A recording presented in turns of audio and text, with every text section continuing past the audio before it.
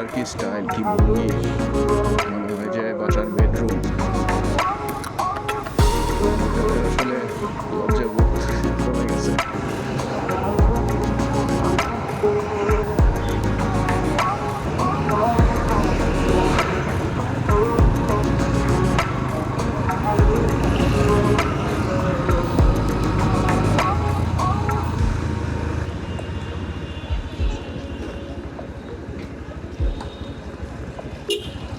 দাঁড়িতে না দাঁড়িতে ছেড়ে দিচ্ছে।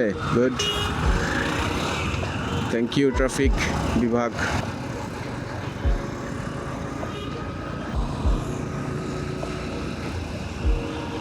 মেলা জাম দেখি সামনে, ছাইরে এত লাভ হইল না।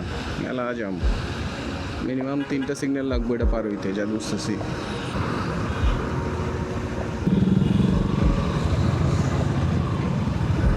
একবারে যাইতে পারবো না কনফার্ম, যতটুক যাইতে পারি আগায় আগায়া।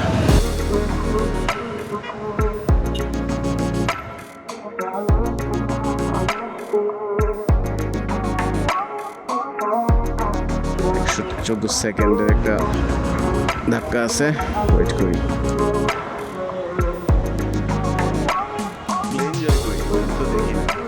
এই সিগন্যালটাতে মোটামুটি 2 থেকে 3 মিনিট ওয়েট করতে হয়। 3 মিনিট পর পরে হয়তো 50 সেকেন্ড বা 40 সেকেন্ডের জন্য ছাড়ে, পরে আবার অফ করে দেয়। সবুজ বাতি জ্বলছে, তার উপরও আমরা বসে আছি। কারণ কিছু মানুষ আছে সবুজ বাতি জ্বলার পরে রাস্তা পার হয়। দেখেন অবস্থা।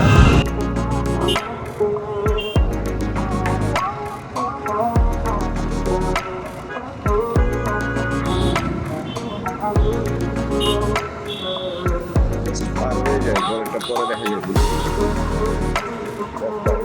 পারছি।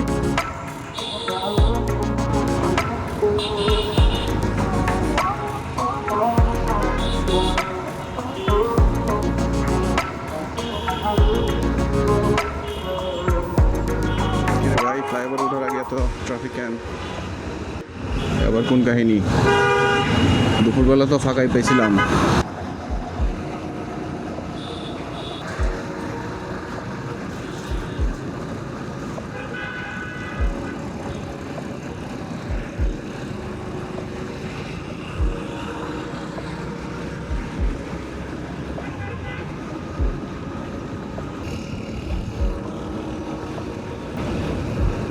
এটা কি সর্বোচ্চ গতি 50 দিচ্ছে এক্সপ্রেসওয়েতে?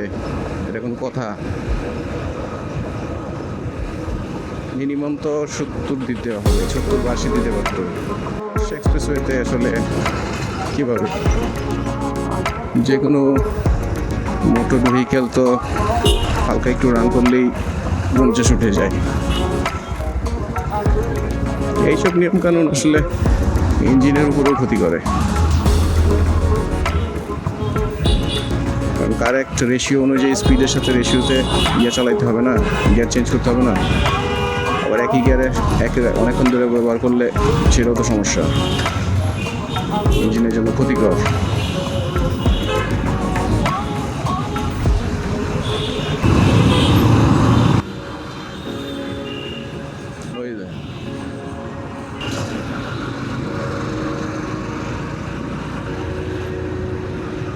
পলিটেকনিকের পোলাপান মনে হয় আন্দোলন উঠায় নিছে নাকি স্থগিত করছে সেটা জানি না।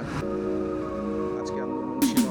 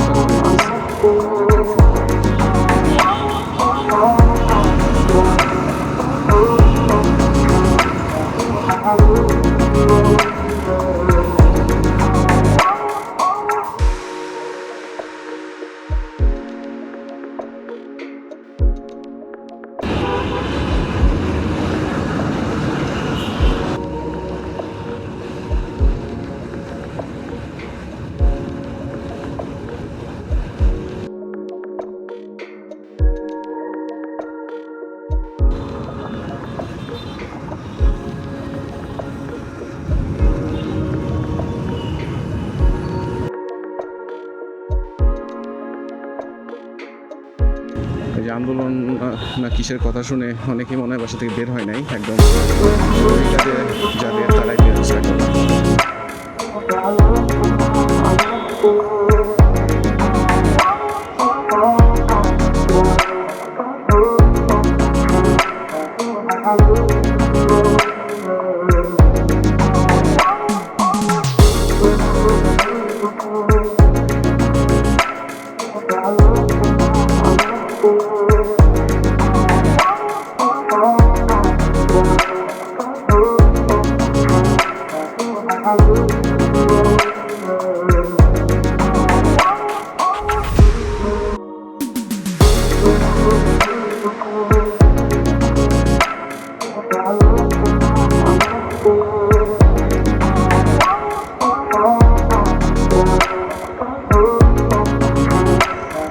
Hallelujah.